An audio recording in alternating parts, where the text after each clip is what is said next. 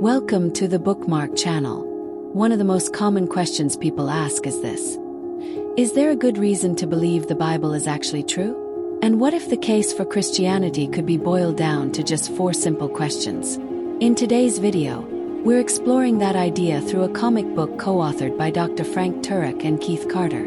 This book, The 4-Point Case for Mere Christianity, presents clear, easy-to-understand answers to 4 key questions and lays out a logical framework for deciding whether Christianity is not just meaningful, but true. What's interesting about Turek's approach is that he doesn't start with faith alone. Instead, he starts with evidence and reason, building a step-by-step case that leads to the central claims of Christianity.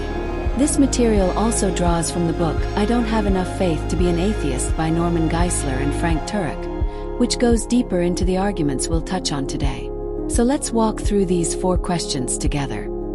Today, it's very common to hear people say that truth is relative, that what's true for you might not be true for someone else. But Turek argues that objective truth is unavoidable. Think about it. When someone says, "That's false," they're automatically claiming that something else is true.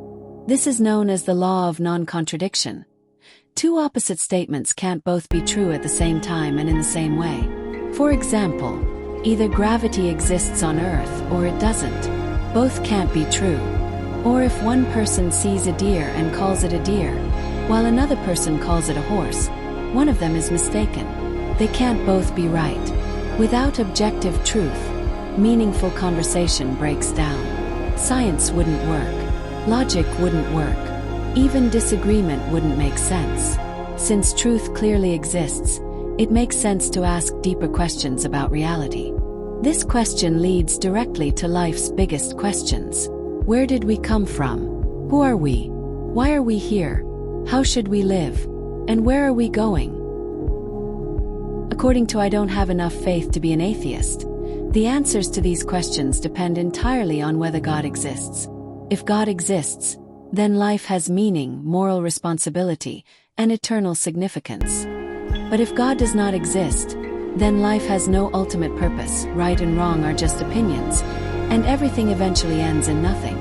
Modern universities once aimed to unify knowledge, but today many promote a kind of pluralism that says every worldview is equally valid, except the idea that one worldview might actually be true.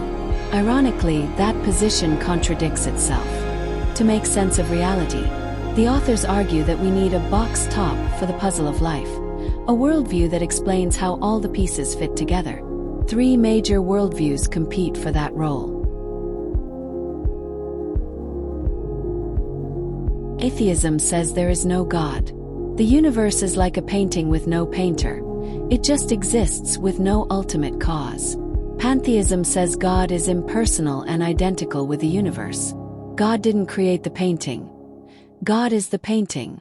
Theism teaches that God is personal, created the universe, and exists apart from it. God is the painter, and the universe is his artwork. Turek and Geisler argue that only theism adequately explains the origin and order of the universe. The book presents several lines of evidence that support theism. 1. The beginning of the universe. The law of causality says that everything that begins to exist has a cause.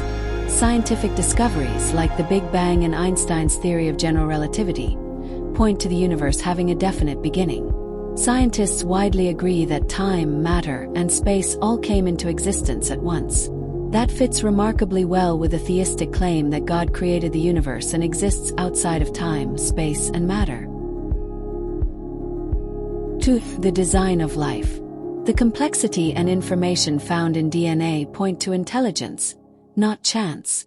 Like language, DNA carries meaning, and meaning doesn't come from chemistry alone. The book notes that even the smartest scientists working in labs can't create a molecule that carries DNA information, let alone explain how such a system could arise randomly through natural processes.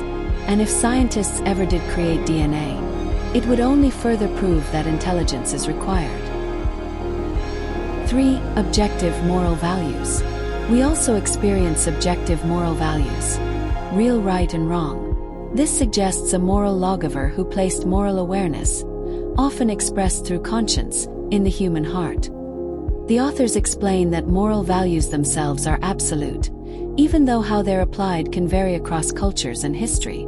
For example, during the witch hunts in Europe, people believed witches could kill through curses, which led to persecution. Today we no longer believe that, so witches aren't arrested.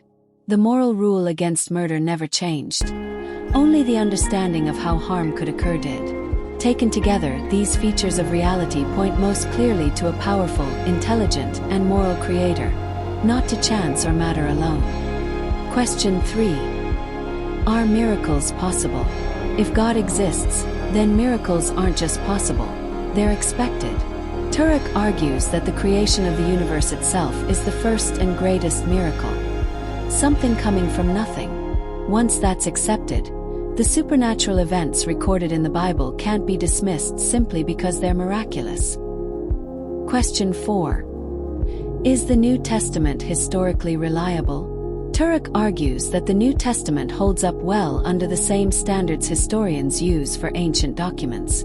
It contains eyewitness testimony from the apostles about the life, teachings, miracles, and resurrection of Jesus. Some of the writers personally traveled and ministered with the apostles. It also records events that led many early Christians to suffer and die for their beliefs.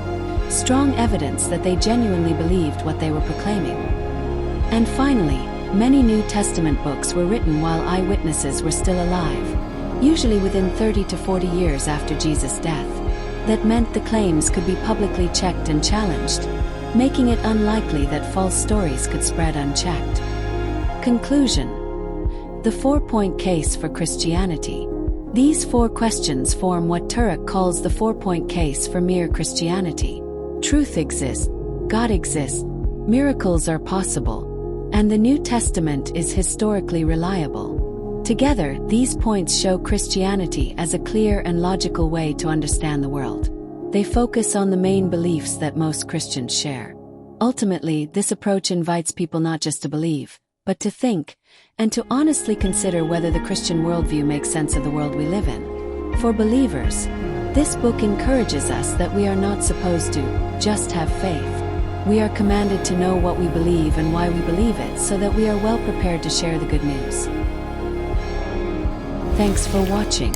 Don't forget to like, subscribe, and continue exploring the next topic with us here on Bookmarked.